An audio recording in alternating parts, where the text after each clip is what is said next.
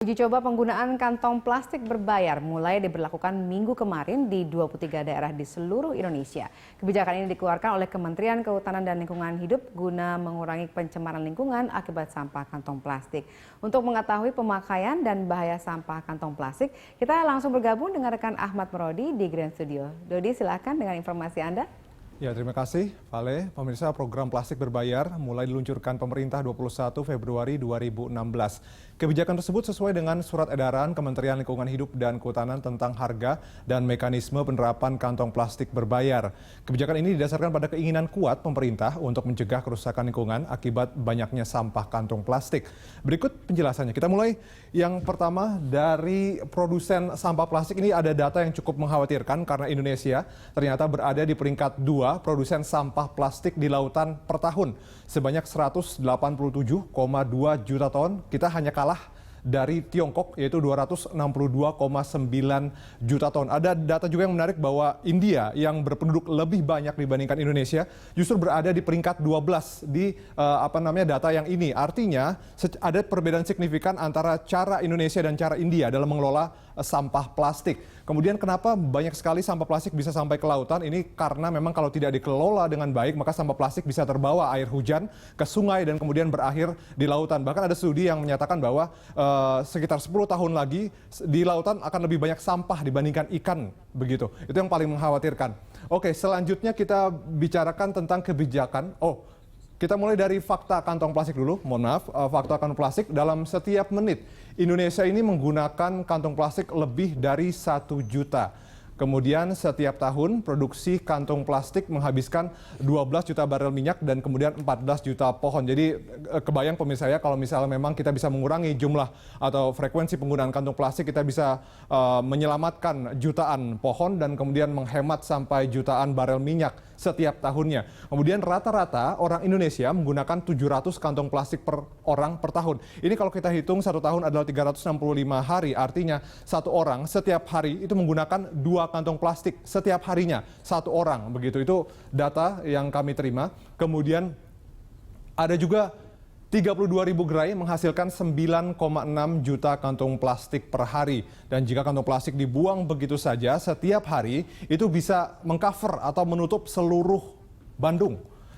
Ada 31 negara di Eropa, 132 kota di Amerika Serikat, 12 kota di Australia, 14 negara Asia menerapkan kantong plastik berbayar. Memang inisiatif yang sudah diberlakukan Indonesia mulai 21 Februari kemarin itu bukan yang pertama karena banyak sekali negara-negara yang sudah memberlakukan itu. Kita punya datanya tentang kebijakan yang sudah diberlakukan oleh negara-negara. Yang pertama kita lihat dari Republik Irlandia dulu, di mana mereka mengenakan pajak sebesar 0,22 euro untuk satu kantong plastik. Ini agak mirip ya dengan Indonesia, di mana diberikan nilai harga begitu buat satu kantong plastik.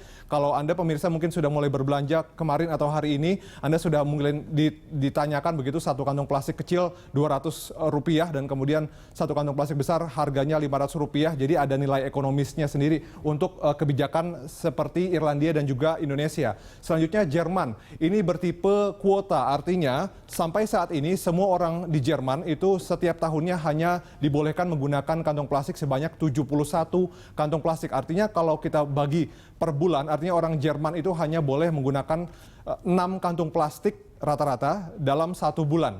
Begitu. Dan mereka berupaya untuk mengerucutkan lagi angka itu dari 71 dikurangi sampai 40, itu targetnya pada 2025 mendatang. Kita ke negara selanjutnya yaitu Afrika Selatan. Ini menggunakan sistem denda. Peritel yang kedapatan memberikan tas plastik akan didenda 100.000 rand, setara dengan 13.800 dolar Amerika Serikat atau hukuman penjara 10 tahun. Kemudian kalau di Amerika Serikat sudah ada 20 negara bagian yang berpartisipasi, 132 kota di seluruh Amerika ini memberlakukan aturan pelarangan penggunaan kantung plastik. Negara tetangga Amerika Serikat yaitu Meksiko, ini tipenya sama dengan Afrika Selatan tadi, di mana memberlakukan denda pada toko-toko yang memberikan atau memberikan kantong plastik untuk pelanggan sejak Agustus 2010 yang lalu. Sementara kalau di Italia ini sudah tidak ada lagi sekarang ditemui kantong-kantong plastik yang tidak bisa didaur ulang karena memang sejak beberapa tahun lalu Italia sudah melarang distribusi kantong plastik yang tidak bisa didaur ulang. Apa sebetulnya bahaya-bahaya dari sampah plastik ini? Kita akan coba lihat di poin kita selanjutnya. Nah, yang pertama adalah kantong plastik akan mengganggu jalur air yang meresap ke dalam tanah. Kemudian menurunkan kesuburan tanah karena plastik menghalangi sirkulasi udara di dalam tanah. Jadi kalau banyak sekali kantong plastik yang ada melapisi lapisan tanah begitu, artinya air dari atas, baik itu air hujan maupun mungkin kita menyirami tanaman ketika ada plastik, maka itu bisa mencegah air masuk ke dalam pori-pori tanah. Dan itu juga bisa mengurangi atau menghalangi sirkulasi udara di dalam tanah. Kemudian hewan-hewan ini dapat terjerat dan mati dalam tumpukan plastik. Kita akan bahas itu lebih detail di poin berikutnya nanti. Kemudian ada pembuangan sampah plastik di sungai akan menyumbat aliran sungai. Kita tahu di beberapa tempat di Indonesia masih sering kita temui masyarakat membuang sampah sembarangan, terutama sampah plastik itu ke dalam sungai atau kali. Tentu saja ini bisa menyebabkan aliran sungai menjadi tersumbat dan kemudian juga pendangkalan sungai, dan ini bisa berakibat bencana banjir. Selanjutnya ada setiap tahun plastik telah membunuh hingga 1 juta burung laut, 100.000 mamalia laut, dan jutaan ikan.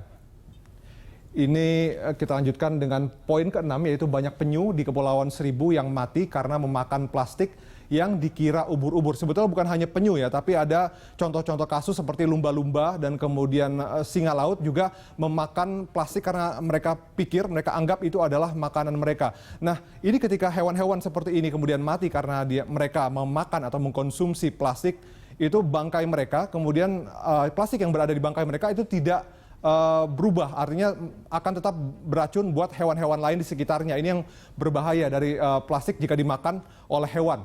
Kemudian ini bahayanya buat manusia adalah kalau kita menghirup asap sampah plastik yang dibakar, ini bisa menyebabkan kanker dan kemudian gangguan sistem pernafasan.